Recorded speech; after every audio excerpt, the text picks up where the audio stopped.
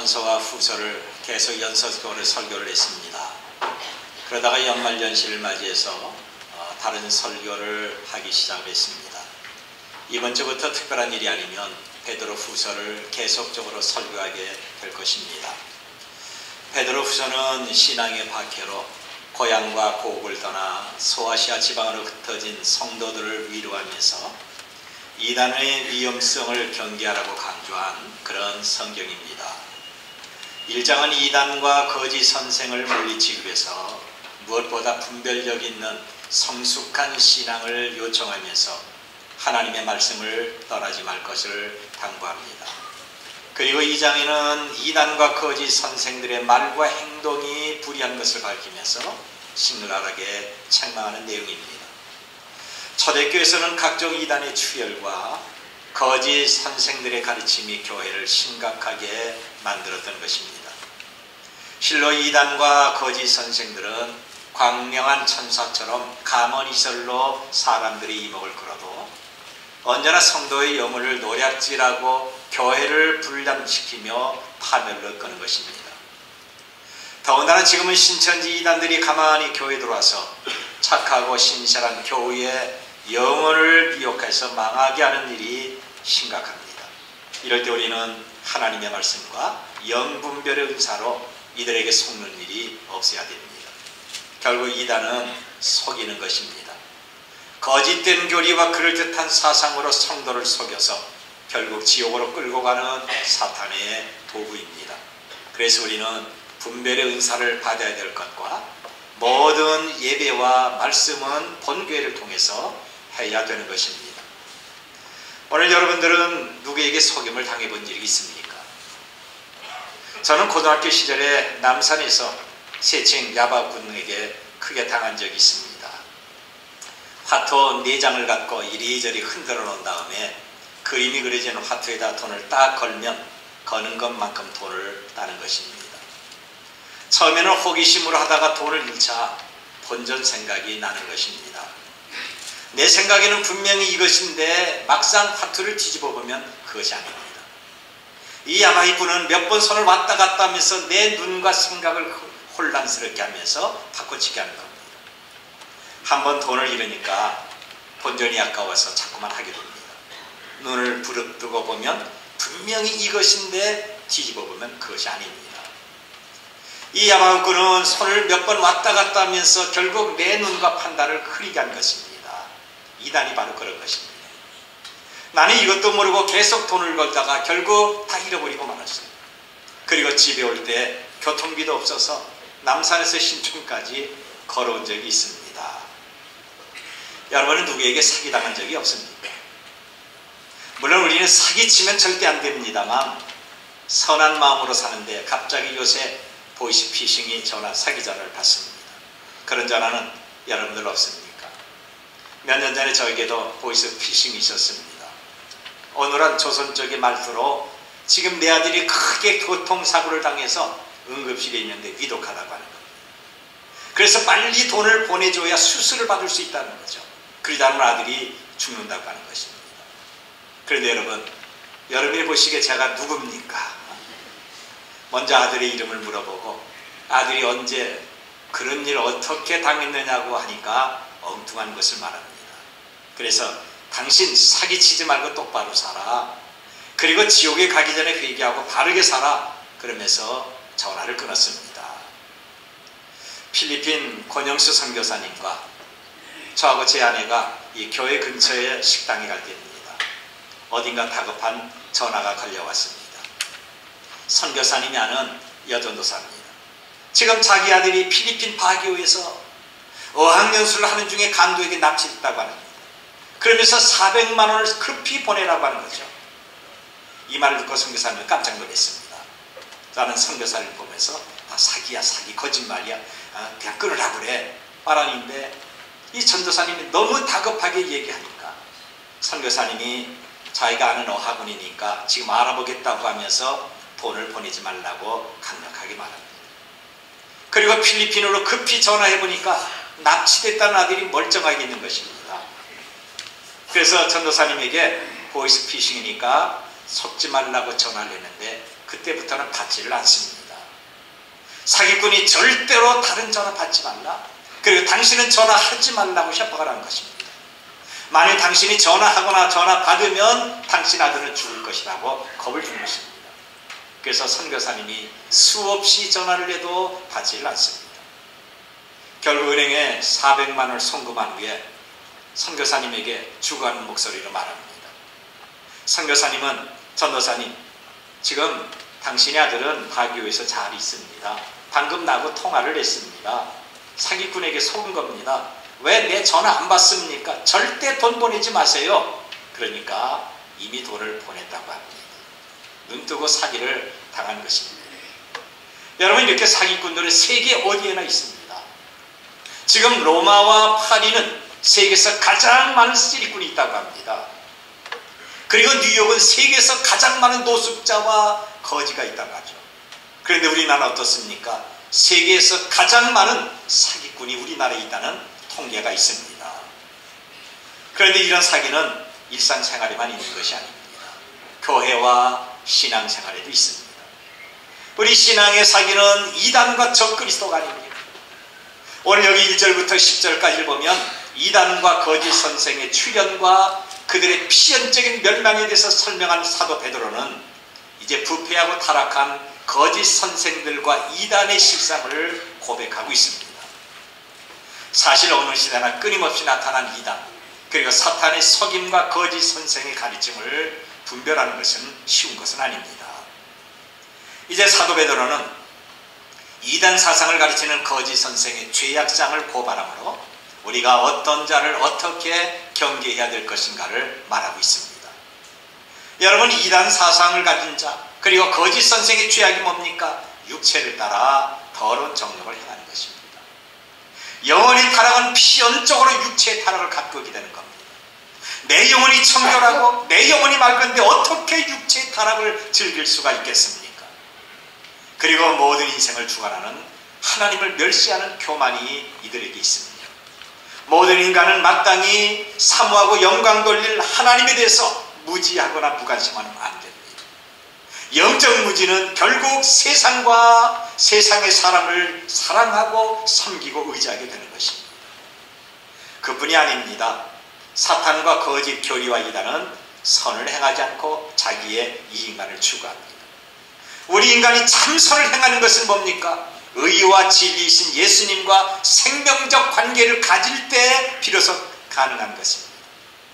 이단과 거짓 선생은 자기의 물질의 탐욕을 채우기 위해서 남을 속이고 늑탈하게 되는 것입니다. 자, 이렇게 추하고 더러운 것은 이단과 이단 사상을 퍼뜨리는 거짓 선생들의 공통된 죄악입니다. 이런 사람들에게 자기 영혼을 의탁하고 이들에게 가르침을 받는 것이 얼마나 어리석은 것입니까?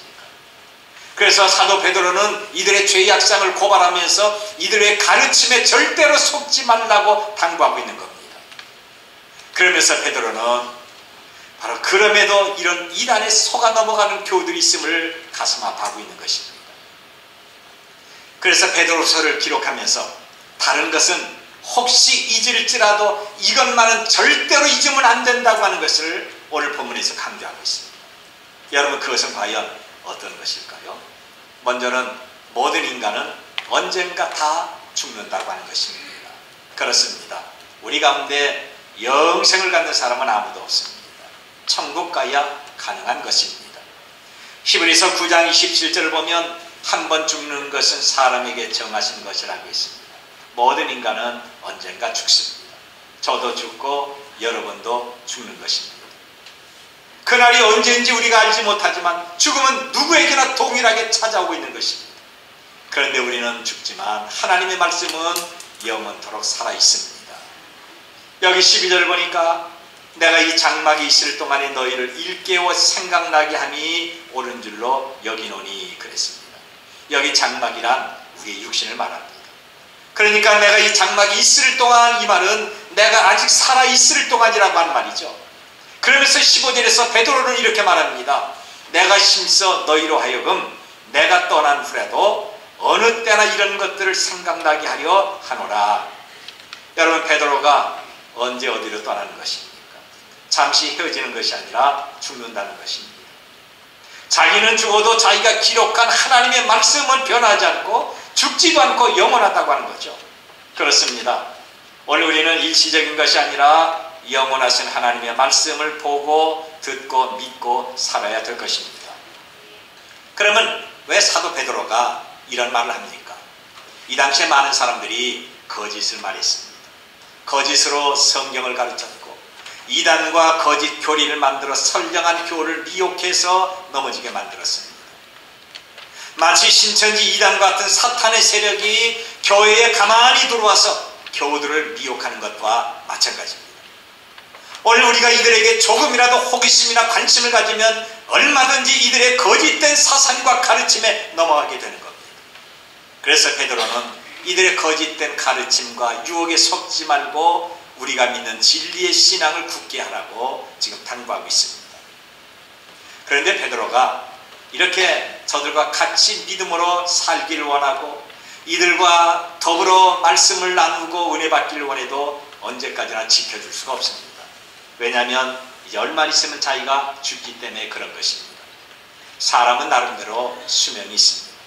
그래서 베드로는 자기가 죽기 전에 기록한 이 성경을 모든 사람들이 읽고 지키고 그리고 들음으로 든든히 서기를 원했던 것입니다.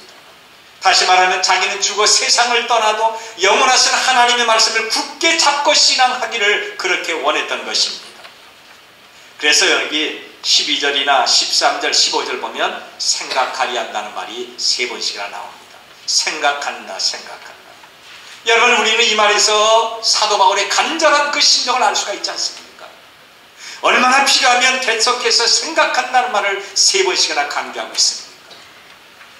우리가 흔히 쓰는 말 가운데서 듣기 좋은 말도 한두 번이다 라는 말이 있습니다.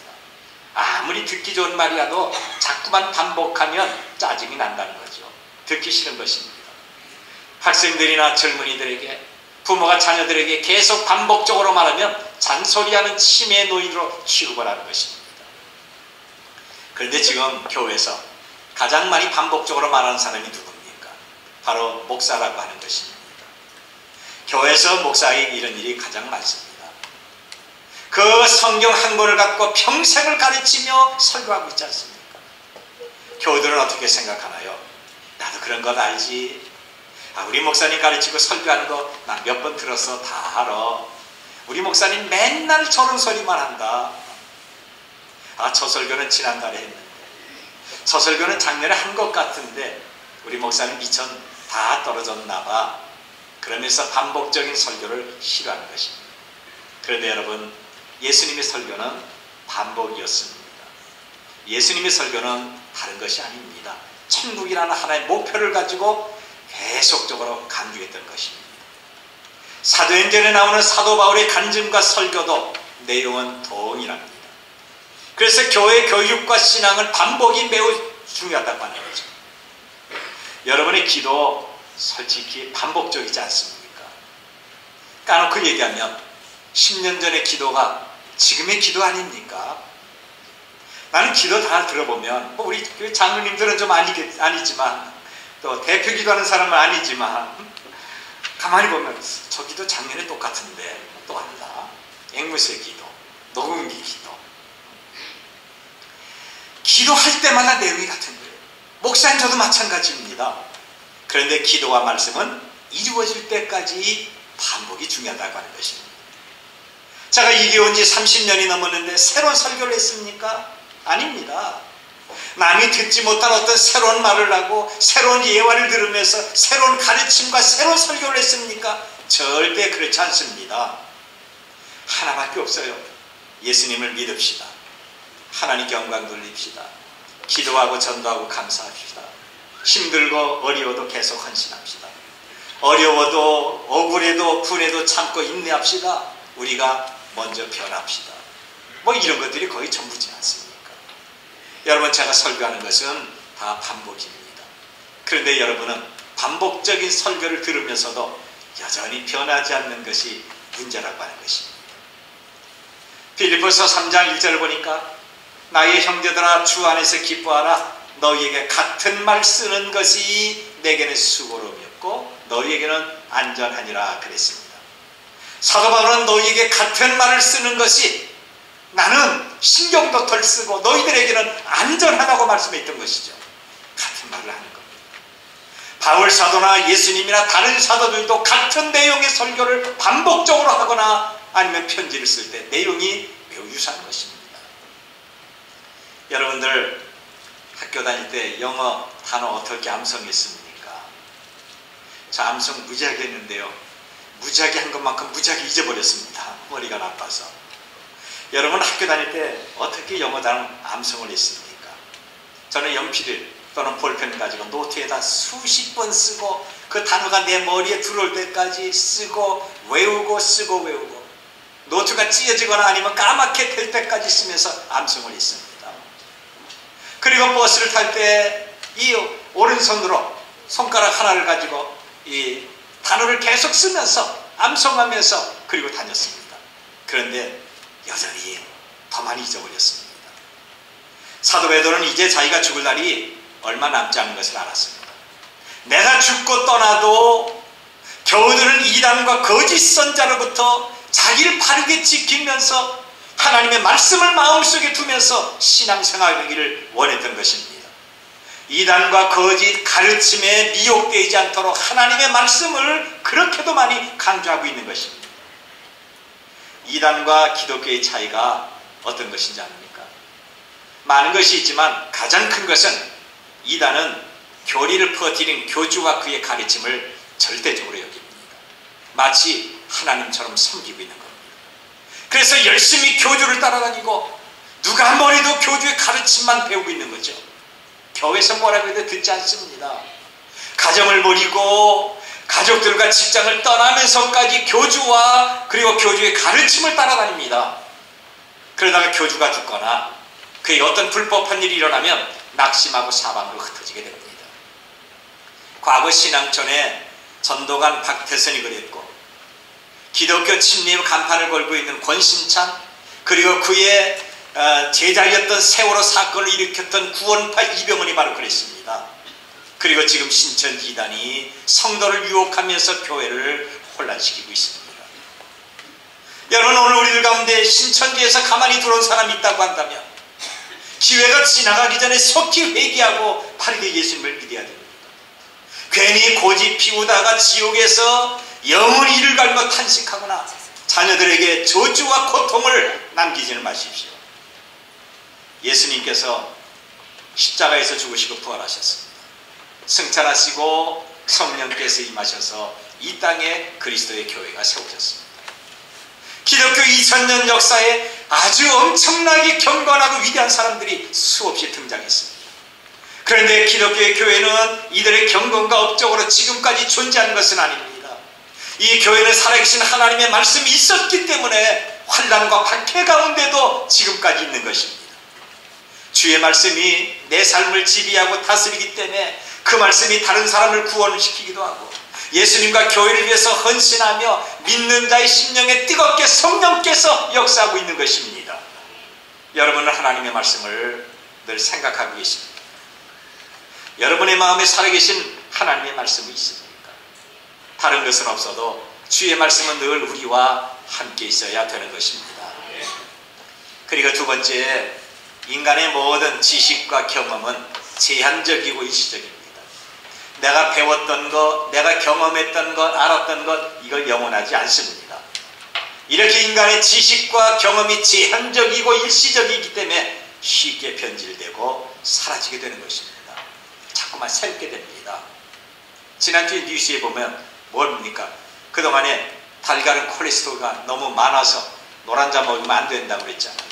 저도 냉면 먹을 때 노란자에 빼놓고 먹습니다. 근데 지난주 뉴스는 뭐라고 했습니까? 달걀 3개 정도는 먹어야 된다고 하지 않습니까? 아, 그 뉴스 보고 괜히 노란자에 버렸다 그래가지고 얼마나 후회를 했는지. 여러분, 인간의 지식은요 수시로 변하는 거예요. 그런데 하나님의 말씀은 영원하다, 바로 그거죠. 그 말씀을 심각하게 내 마음속에 받아야 된다, 바로 그것입니다. 16절을 보니까 우리 주 예수 그리스도의 능력과 강림하심을 너희에게 알리는 것이 교모히 만든 이야기를 따는 것이 아니요 우리는 그의 크신 위엄을 친히 본 자라고 했습니다. 여기 베드로 사도는 자기가 크신 위엄을 친히 본 자라고 합니다. 그것이 어떤 것을 봤을까요?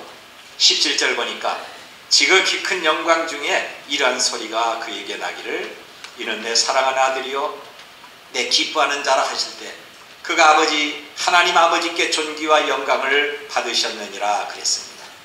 이 말씀은 베드로가 예수님을 따라 산에 올라갔을 때 예수님께서 영광스럽게 변화된 그 모습을 기록하고 있는 것입니다.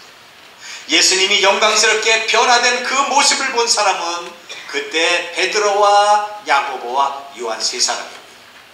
예수님의 제자 가운데 변화의 모습을 본 사람도 세 사람밖에 없었던 거죠. 예수님의 제자라도 이런 경험은 아무나 할 수 있는 것이 아닙니다. 사람들은 남이 알지 못하는 어떤 지식, 남이 경험하지 못한 것을 내가 하면 굉장히 자랑스럽게 생각합니다. 그가 묻지도 않고 관심도 없는데 자랑하면서 장황하게 설명합니다. 그런데 베드로가 자신이 보고 듣고 경험한 것을 이곳에 기록한 이유가 과연 무엇일까요? 다른 제자들이 경험하지 못한 것을 자기가 했기 때문에 자랑한 것이 절대로 아닙니다. 너희는 예수님 변화된 거 못 봤지? 나는 봤다. 나는 봤는데 너희는 못 봤지? 나는 성령 충만하다. 뭐 이러면서 자기를 나타낸 것이 아닙니다. 이 당시 이단과 거짓 선생이 예수님의 능력과 강림을 겸허하게 꾸민 거짓으로 미혹했었습니다. 그래서 베드로는 자기가 변화산에서 봤던 하나님의 영광은 거짓 선생들처럼 거짓말로 꾸미는 것이 아니라 내가 직접 보고 듣고 경험한 것임을 말하고 있는 것입니다. 여러분, 지금 우리는 예수님께서 영광스럽게 변화된 것을 직접 눈으로 보고 손으로 만진 것은 아닙니다. 우리는 이런 경험이 전혀 없습니다. 그런데 베드로는 자기가 직접 예수님이 변화된 그곳에 있었다고 말합니다. 자기가 직접 하나님의 음성을 들었다고 기록하고 있습니다. 그런데 이런 신령한 경험을 했던 베드로는 지금 죽어서 이 자리에 없습니다. 그가 친히 경험한 지식과 경험 모든 것도 다 사라져버리고 말았습니다. 이렇게 베드로와 그의 지식과 그가 경험한 것은 다 없어졌지만 남는 것은 여전히 하나님의 말씀이라고 하는 것입니다. 베드로전서 1장 24절과 25절의 말씀을 보니까 그러므로 모든 육체는 풀과 같고 그 모든 영광은 풀의 꽃과 같으니 풀은 마르고 꽃은 떨어지되 오직 주의 말씀은 세세토록 있느니라고 했습니다. 지금도 어떤 사람은 지식과 경험을 중요시합니다. 신앙생활은 어떤 신비스러운 체험과 간증이 있어야 된다고 말하는 사람이 있습니다. 정말 신비스러운 것은 나 같은 사람이 예수님을 믿고 하나님을 아버지라 부른 것이 신령한 것이고 나 같은 사람이 이 자리에 모여 예배하는 것이 간증인데 이것을 다 덮어버리고 봤느냐 들었느냐 만졌느냐를 강조하고 있습니다. 이것이 신앙의 전부인 것처럼 주장하는 사람이 있습니다. 어떤 사람은 자기가 귀신을 쫓아냈고 자기가 어떤 이적을 행했고 신령한 은사를 나눠준다고 합니다. 그런데 가만히 보면 성령으로 행하는 것이 아니라 주의 이름으로 선지자 노릇을 한 것입니다. 우리는 이런 것을 조심해야 됩니다. 이런 것들을 부러워하지 말고 마음으로 예수님을 믿고 입으로 시인하면서 내 귀로 목사의 설교를 듣고 삶이 변한다고 한다면 이것이 간증이고 그것이 축복입니다. 그리고 세 번째로 세상은 어둡지만 말씀은 등불입니다. 하나님의 말씀은 어두운 세상을 비추는 등불이 되는 것입니다. 여기 19절 보니까 또 우리에게 더 확실한 예언이 있어 어두운 데를 비추는 등불과 같으니 날이 새어 샛불이 너 마음에 떠오르기까지 너희가 이것을 주의하는 것이 옳으니라고 했습니다. 사도 베드로는 이단과 거짓 선생이 가르치는 이 시대를 어둠으로 말하고 있습니다. 여러분, 여기 어둠이라는 것은 단지 캄캄하다는 것이 아닙니다. 음침하다라고 하는 뜻이 있습니다. 이렇게 세상은 어둡고 습기 차고 음침하며 매우 불결한 것입니다. 아무리 화려하게 밝은 네온이 거리를 비추고 있어도 세상은 여전히 암흑으로 가득한 것입니다. 아무리 외향적으로 아름답게 꾸민다 할지라도 그 속은 흑암으로 가득한 그런 사람도 있습니다. 언젠가 노예에서 교직자 세미나를 간 적이 있습니다. 어딘지 장소는 정확히 기억나지 않습니다만 어느 화장실에 들어갔는데요, 저는 숨을 쉴 수가 없었습니다. 얼마나 담배 냄새가 가득한지, 벽 하나를 두고 여자 화장실에서 수학여 왔던 여학생들이 아주 소란스럽게 떠들고 있습니다. 그리고 그 화장실에서 담배 냄새가 막 새어나는 것입니다. 누가 이렇게 담배를 심하게 피우는가? 밖에 나가서 보니까 중학교 학생들이 때를 지어서 화장실에서 나옵니다. 그래서 물어보니까 이제 중학교 2학년 된 여학생입니다. 그런데 그 여학생 입에는 이미 술 냄새가 풍기고 있었습니다. 여러분, 우리 교회 이 화장실에도요, 가끔 사대부중 학생들이 담배 피우다가 저한테 들킵니다. 자꾸 물어보니까 1학년 학생들이 담배를 피우는 겁니다. 이제 갓 초등학교를 졸업하고 중학생이 됐는데 벌써 담배에 인이 박히고 술 먹고 있는 거죠. 이런 우리는 생각하기를 어른이 성폭행을 한다고 생각을 합니다. 그런데 충격적인 것은 초등학교 학생들이 성추행과 성폭행을 하고 있습니다. 중학생이 강도가 되기도 하고 고등학생들이 있는 곳에는 무서워서 접근조차 못합니다. 이런 것들은 어른들의 책임입니다. 정치인은 국민의 이름을 빙자해서 자기가 애국자라고 떠들지만 실상은 대부분 국가에 해를 끼치고 있습니다. 경제와 교육은 또 어떻습니까? 지금이 정말 아주 심각한 위기인데 전혀 깨닫지 못하고 있습니다. 왜 유치원과 어린이집이 보육빌로 발칵 나라가 뒤집혔습니까? 하면 안 되는 교사들이 시국선언을 하고 강성노조와 국회의원들이 억지와 이기주의가 오히려 경제를 갉아먹고 있는 거죠. 대통령은 국민과의 소통이 잘 되지 않습니다. 가정은 피곤하고 애정 결핍이 돼버리고 말았습니다. 어두운 골목은 각종 우범지역이 됐습니다. 유치장에 가서 제가 경찰서 유치장에서 설교를 하는데 이렇게 보면 다른 교회 다니는 사람들이 사기범으로 갇혀 있습니다. 갇혀의 환락과 사기와 폭력과 거짓과 마약이 난무하고 있습니다. 자살 테러와 이유 없는 폭행과 살인이 갇혀에 놓여 있습니다. 마음 놓고 여행할 수도 없는 거죠. 거짓 교리를 가르치는 이단이 교회를 어지럽힙니다. 확실히 세상은 어둠의 세상이고 심판의 날을 기다리고 있습니다. 가장 신성하고 가장 행복하고 평화스러운 교회에서 싸우고 비난하고 파당을 일으키고 있습니다. 여러분은 지금 이 시대가 사탄이 활동하는 어둠으로 가득하다고 생각하지 않습니까? 우리가 정말 안타까워할 것은 세상이 어둡고 불의하다고 말하면서 우리가 그 어둠과 불의에 머물러서 중독되고 있다고 하는 것이죠. 빛이 되지 못하고 어둠에 점점 영적 감각이 둔해지고 있습니다. 세상은 분명히 동그란데 우리는 삼각형으로 알고 있지 않습니까? 지난주에 설교했던 가운데 하나가 우리의 생활이 변해야 되는 것입니다. 생활의 변화 다 있잖아요. 지난주에 여러분이 얼마나 설교를 기억 잘하고 있는지 4가지. 첫 번째 대지가 뭐죠? 만남의 기분. 나는 다 가르쳐주고 하는 사람이니까 첫 번째가 뭐죠? 만날 때마다 기쁨이 있어야 됩니다. 두 번째는 예배의 감격이 있어야 됩니다. 예배할 때마다 여기 계신 하나님 성령께서 내 인생 문제를 해결하고 나를 축복한다는 감격이 있어야 됩니다. 세 번째는 기도의 능력입니다. 네 번째는 생활의 변화입니다. 근데 놀랍게 나를 보고 하는 사람이 없고 전부 저쪽만 보고 눈동자가 다 절로 돌아가 있어요. 그래요. 사도 바울이 말한 것처럼 나는 날마다 죽노라 하는 변화가 있어야 빛이 되고 어둠을 물리칠 수가 있습니다. 이제 사도 베드로는 말하기를 봐라, 세상에 째째한 것, 시시한 것, 작은 것, 아무것도 아닌 것에 생명 걸지 말고 정말 내 마음에 심각하게 담을 것이 무엇인가를 생각해보라고 말하고 있는 거죠. 지금 여러분은 어떤 생각을 하고 있습니까? 여러분의 마음에는 무엇으로 채워져 있습니까? 언젠가 우리는 죽지만 하나님의 말씀은 여전히 살아 역사합니다. 우리가 배우고 경험한 모든 것도 다 사라지지만 하나님의 말씀은 영원합니다. 이 시대는 어느새 어느 때보다 더 어두운 세상입니다. 여러분, 우리가 생각하는 것처럼 밝은 세상이 전혀 아닙니다.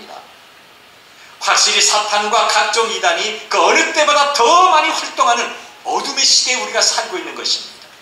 그런데 우리가 하나님의 말씀을 마음에 담고 내 삶이 변하면 어둠이 물러가고 밝은 세상이 되는 것입니다. 저와 여러분이 사도 베드로의 간곡한 이 말씀을 심각하게 생각하면서 밝은 세상을 만드는 역사의 주인공이 되시기를 바랍니다.